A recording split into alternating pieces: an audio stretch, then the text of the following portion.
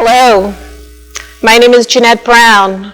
Welcome to St. James' reading of The Lion, the Witch, and the Wardrobe. Today we have the last chapter, chapter 17. The battle was all over a few minutes after their arrival. Most of the enemy had been killed in the first charge of Aslan and his companions. And when those who were still living saw that the witch was dead, they either gave themselves up or took to flight.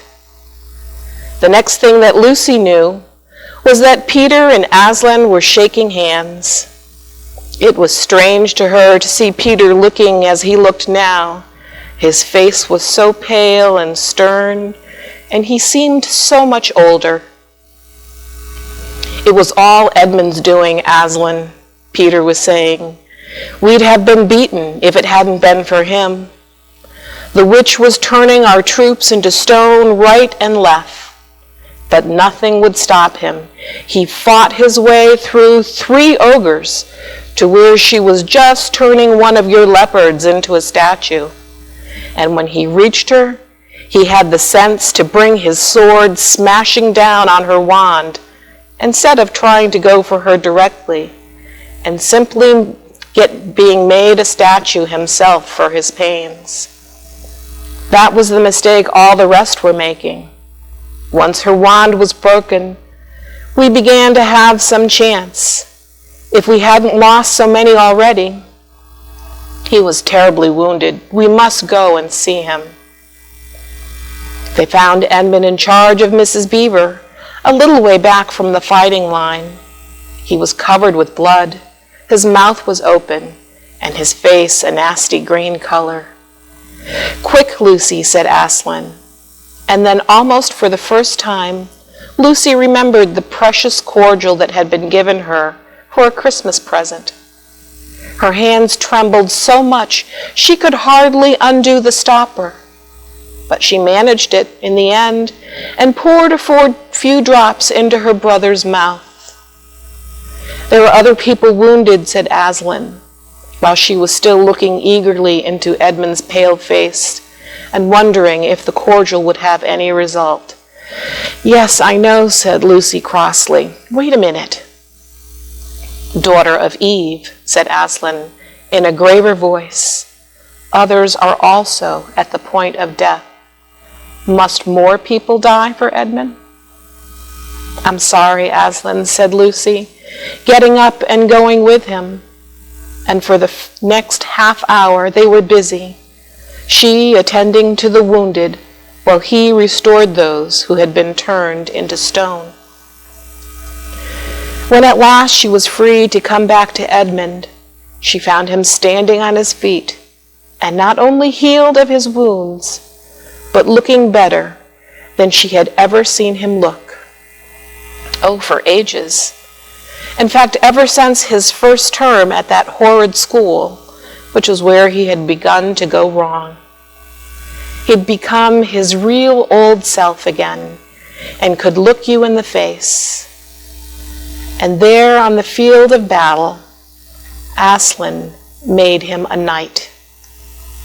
"Does he know," whispered Lucy to Susan, "what Aslan did for him? Does he know what the arrangement with the witch really was?" "Hush. No, of course not," said Susan.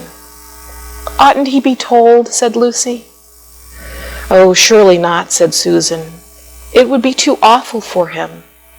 Think how you would feel if you were he." "All the same, I think he ought to know," said Lucy. But at that moment they were interrupted. That night they slept where they were. How Aslan provided food for them all, I don't know. But somehow or other they found themselves all sitting down on the grass to a fine high tea about 8 o'clock. Next day they began marching eastward down the side of the great river. And the next day after that, at about tea time, they actually reached the mouth of the river. The castle of Cair Paravel on the little hill towered above them.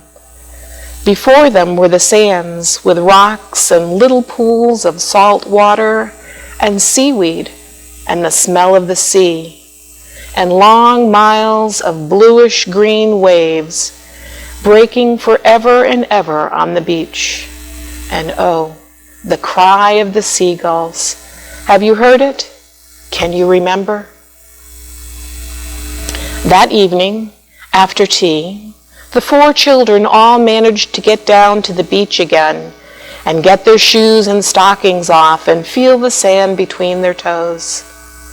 But next day was more solemn, for then in the great hall of Cair Paravel, that wonderful hall with the ivory roof and the west wall hung with peacock's feathers, and the eastern door which looked toward the sea, in the presence of all their friends, and to the sound of trumpets, Aslan solemnly crowned them and led them to the 4 thrones amid deafening shouts of, "Long live King Peter! Long live Queen Susan! Long live King Edmund! Long live Queen Lucy! Once a king or queen in Narnia, always a king or queen. Bear it well, sons of Adam.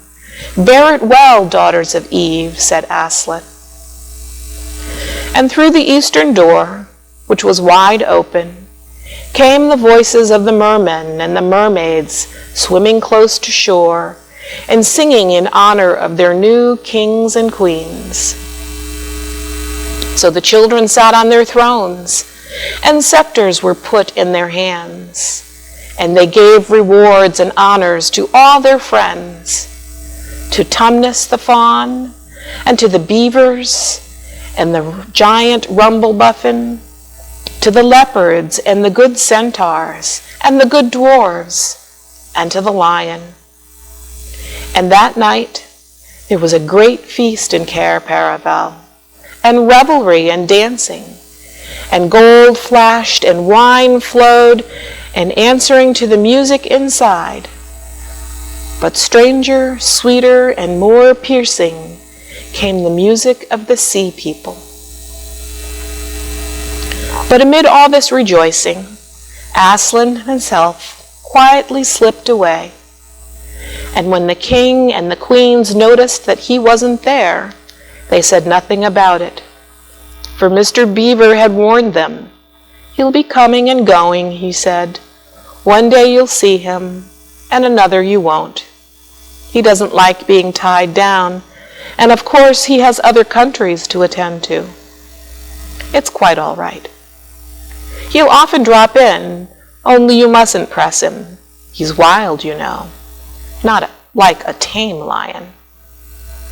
And now, as you see, this story is nearly, but not quite, at its end. These 2 kings and 2 queens governed Narnia well. Long and happy was their reign. At first, much of their time was spent in seeking out the remnants of the White Witch's army and destroying them. And indeed, for a long time, there would be news of evil things lurking in the wilder parts of the forest.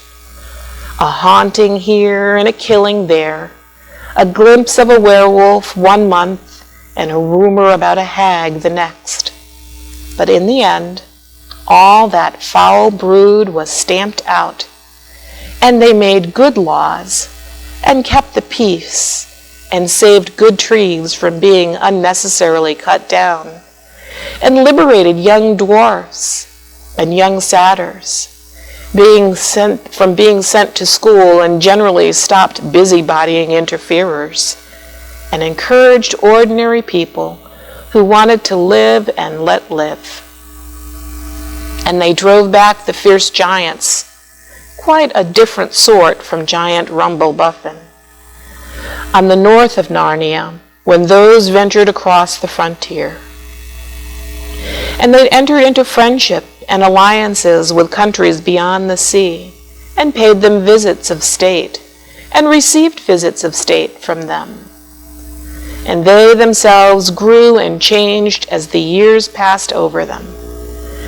And Peter became a tall and deep-chested man and a great warrior. And he was called King Peter the Magnificent. And Susan grew into a tall and gracious woman with black hair that fell almost to her feet. And the kings of the countries beyond the sea began to send ambassadors asking for her hand in marriage. And she was called Susan the Gentle. Edmund was a graver and quieter man than Peter, and quiet in counsel and judgment, but he was called King Edmund the Just. But as for Lucy, she was always gay and golden-haired, and all the princes in those parts desired her to be their queen, and her own people called her Queen Lucy the Valiant. So they lived in great joy, and if ever they remembered their life in the world, it was only as one remembers a dream. And one year, it fell out that Tumnus, who was a middle-aged faun by now, and beginning to be stout, came down river and brought them news that the White Stag had once more appeared in these parts, the White Stag who would give you wishes if you caught him. So these 2 kings and 2 queens, with the principal members of their court, rode a-hunting with horns and hounds in the western woods to follow the White Stag. And they had not hunted long before they had a sight of him, and he led them a great pace over rough and smooth and through thick and thin, till the horses of all the courtiers were tired out, and only those 4 were still following. And they saw the stag enter into a thicket where their horses could not follow.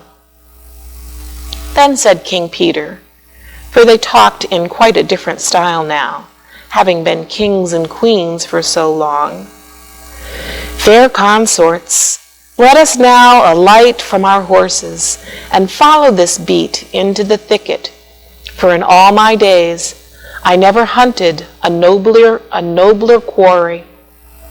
"Sir," said the others, "even so let us do." So they alighted and tied their horses to trees and went into the thick woods on foot. And as soon as they had entered it, Queen Susan said, "Fair friends, here is a great marvel, for I seem to see a tree of iron." "Madam," said King Edmund, "if you look well upon it, you shall see it is a pillar of iron, with a lantern set on the top thereof." "But the lion's mane, by lion's mane, a strange device," said King Peter, "to set a lantern here where the trees cluster so thick about and so high above it, that if it were lit, it should give light to no man." "Sir," said Queen Lucy, "by likelihood, when this post and this lamp were set here, there were smaller trees in this place, or fewer, or none. For this is a young wood, and the iron post is old." And they stood looking upon it. Then said King Edmund, "I know not how it is, but this lamp on this post worketh upon me strangely. It runs in my mind that I have seen the like before, as if it were a dream, or in the dream of a dream." "Sir," answered all, "it is even so with us also. And more," said Queen Lucy, "for it will not go out of my mind that if we pass this post and lantern, either we will find strange adventures, or else some great change of our fortunes." "Madam," said King Edmund, "the like foreboding stirreth in my heart also." "And in mine, fair brother," said King Peter. "And in mine too," said Queen Susan. "Wherefore, by my counsel, we shall lightly return to our horses and follow the White Stag no further." "Madam," said King Peter, "therein I pray thee to have me excused, for never since we four were kings and queens in Narnia have we set our hands to any high matter, as battles, quests, feats of arms, acts of justice, and the like, and then given over. But always what we have taken in hand, the same we have achieved." "Sister," said Queen Lucy, "my royal brother speaks rightly, and it seems to me we should be shamed if for any fearing or foreboding we turned back from following so noble a beast as now we have in chase." "And so say I," said King Edmund, "and I have such desire to find the signification of this thing. I would not by my good will turn back for the richest jewel in all Narnia and in all the islands." "Then in the name of Aslan," said Queen Susan, "if ye will all have it so, let us go on and take the adventure that shall fall to us." So these kings and queens entered the thicket, and before they had gone a score of paces, they all remembered that the thing that they had seen was called a lamp-post.